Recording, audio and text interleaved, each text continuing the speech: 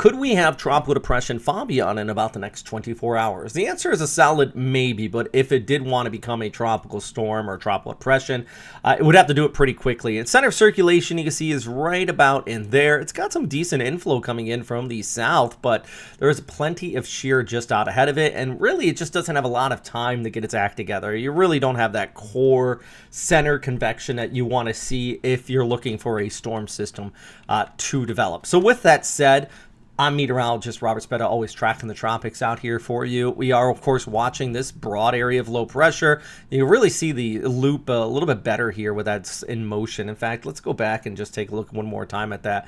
Kind of see that swirl with a lot of the convection flaring up away from that low-level center. And it's trying, but could it become a tropical depression? Like I said, maybe. It has to get just enough act together before coming on shore to get that. In the Philippine Sea, that is completely not ruled out. Heading into our Thursday, though, you're already going to start to see this come on shore. Even by Wednesday night, parts of the Bicol area looking at an increase in showers. Then moving on shore just around Aurora and Isabela, tracking over the Cagayan Valley and re-emerging as we go ahead into Friday off of the west coast, and increasing showers for the western seaboard, including most of region 1, where unfortunately you don't need any more rain. You just were absolutely blasted by Typhoon Among. So I get it if you see this and you're probably thinking, hold the phone, because there is a slim chance this could try to redevelop. But here's the thing, though. Look at the overall flow in the background at this time. See all the arrows coming like this? That is that shear with the southwest monsoon. It should hinder any significant development from a tropical system out there. It's still going to add rainfall, but I wouldn't be expecting a full-on typhoon, at least based on everything I'm seeing right now. But you know how the Philippine Sea is, I'll tell you that. But here's the deal. Know your information from official sources. I don't know where this person got it. Somebody in one of my comments on one of my last videos said, you know, you're so insulting to Pagasa. I'm like, what? Pagasa does a really good job, especially considering the funding they got.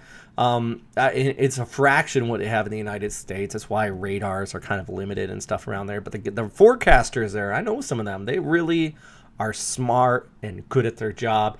The agency is a far cry from where it was 20 years ago.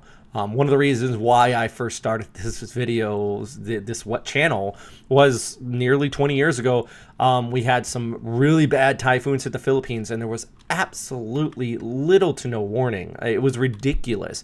They didn't warn outside of the Philippine area of responsibility, just ignored storms. It was absurd. Things have changed since then, so make sure you check them out. Check out their Facebook page. It's a really good spot to get some new information. But yeah, you can see the broad circulation here. You know, look at this on Friday, though. You know, I mentioned the overall background flow, but it is interesting, the high resolution trying to kind of spin up something right there, kind of smacking into across parts of Pangasinan. Like I said, either way, it's all going to be all about the rainfall. And that's even the case here on Thursday, especially the case here on Thursday, I should say.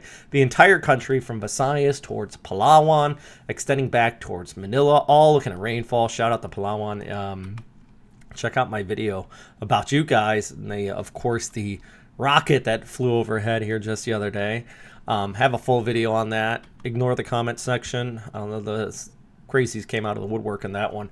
It got a lot of rainfall, though, of course, back towards the north here for northeastern Luzon, of course, on Thursday. But this is going to even pick up for the west coast. So just watch out for you're not going to get signal force warnings if this is not named, by the way, but you will get those flood warnings. So just make sure that, especially in some of these classic areas across the Cordillera Mountains where the water levels rise, and not to mention there's still people with homes damaged from among there. One of the strongest storms that hit the west coast in years.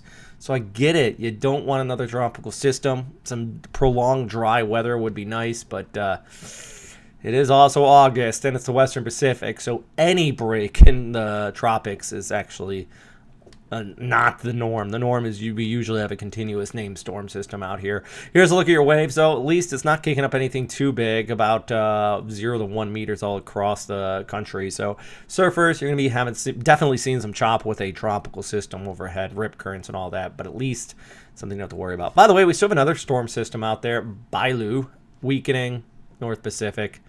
No worry there whatsoever. Anyways, I'm meteorologist Robert Spedit. If you have any questions or anything like that, I would like to hear from you. A big shout out to all our Patreon members who support this channel. I can't stress enough, and I say it in every update. Y'all are the reason why I continue to be able to do what I do. So a shout out to our Patreon members who continue to support this channel. On another note, Hong Kong, right there, you can see their forecast, at least they're drying out now, had some ridiculous rain the other day. Check out Western Pacific Weather at Facebook. There's some more images on that, but like record-setting rain there in Guangdong province. So, wow. Check it out there. I'm just pointing you guys to those spots because it's a lot more information. It's really good stuff. So, anyways, stay safe out there. And as always, thanks for watching.